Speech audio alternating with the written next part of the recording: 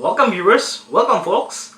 Today is another episode of one of your infotainment series from the Philippine Guild of Watercolorists, WaterNTechnicolor, where we provide you with information to better up your skills when it comes to watercolor painting. Now, in our episode for today, we're going to tackle more about painting process, the painting of watercolors, and the foundations in which we start our painting, and one of the techniques that we do when we are starting out with our painting is what we call the washes, the gradient wash, and sometimes the flat washes also come into play. Now there's a difference between preparing your paper for a difficult painting process or for a graded wash. There's a difference when you start painting with a wet paper compared to a dry one. For today's lesson, we're going to find out more and what are the effects, things that we can achieve when doing so. So, what better can we expect but do it and show it to you. So, get ready those paints, brushes, and paper. And, well, let's start painting.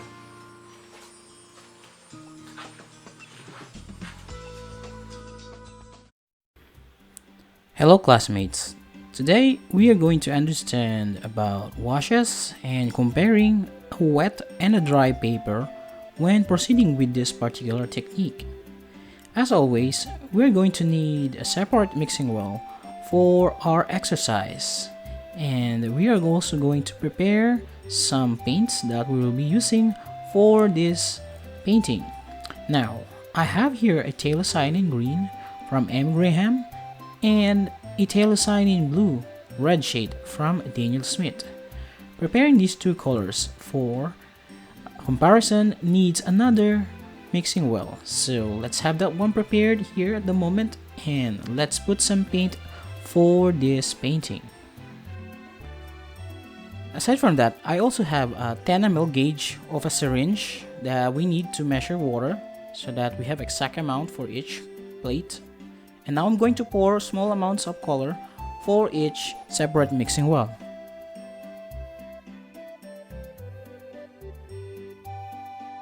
Now I am going to measure about 5 ml of water and add that to the mixing well for each color.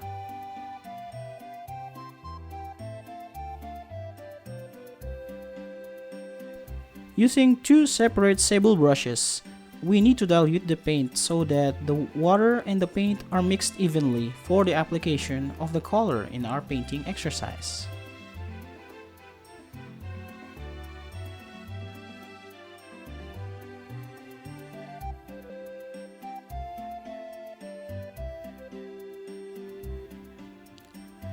Using the green color that we had prepared, we're now going to try to paint a dry paper, a small piece of paper, with the color that we had mixed. We're now going to put a small incline to the top portion of the paper, which is attached to the board, by putting a small object, and this incline will serve as a way so that the washes will have a smooth flowing of paint from the top going towards the bottom of the paper. Now, using a sable brush, we apply the paint mixture to the paper, coming from the top side going towards the bottom.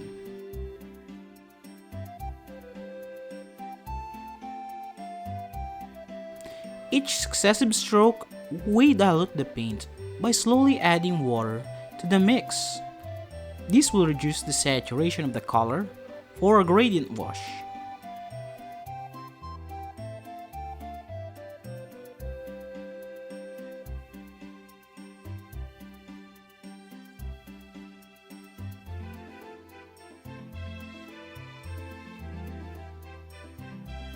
We will proceed with the addition of water right until the paint is an imperceptible stain towards the bottom.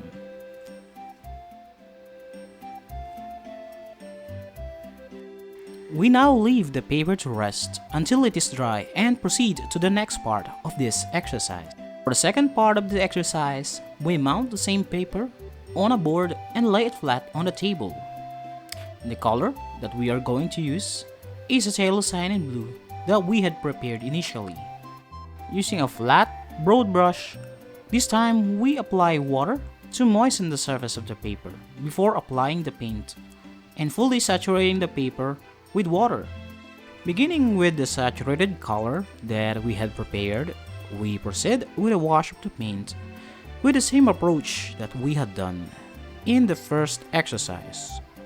We gently add water, just as we had done with the grid paint, as we move towards the bottom section, right until we had carefully painted the entire piece of paper.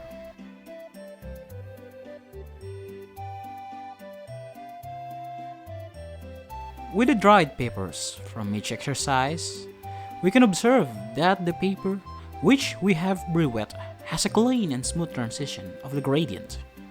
The wetting of the paper allows us to gradually distribute the paint so as to create a more feathered stroke, and thus results in a careful gradation of paint because of the even disbursement of the pigment in the surface of the paper. Comparing this one with the other wash, from which we had applied paint directly to the dry paper, some marks are left visible. This is caused entirely of the staining color that had immediately fixed itself. I hope you found this lesson to be valuable and informative. Now, did you enjoy the topic for today, viewers? Friends? Well, we're going to do a practice with the demonstration on our next episode. So, are you not excited? Alright. I know that you guys must be watching and for quite some time. So, I'd like to hear from you. And of course, the rest from the Philippine Guild of Watercolorists. And if you haven't subscribed to our channel, please do click that subscribe button and hit like and the bell icon so you'll be able to follow us whenever we upload a new episode here in the PGW's infotainment series, which is Water and Technicolor, where we provide you with training and information to better up your skills when it comes to watercolor painting. If you have a question, suggestions, topics that you want to be covered or discussed, please do so. Hit those comments in the section down below, and what do you know, in our next episode, we're just going to tackle those. And maybe we're going to answer that in our future episodes. So once again, this is your host, Emmanuel Silva, and I'm so glad to introduce you to our topic for today. So see you folks. Always, let's get painting.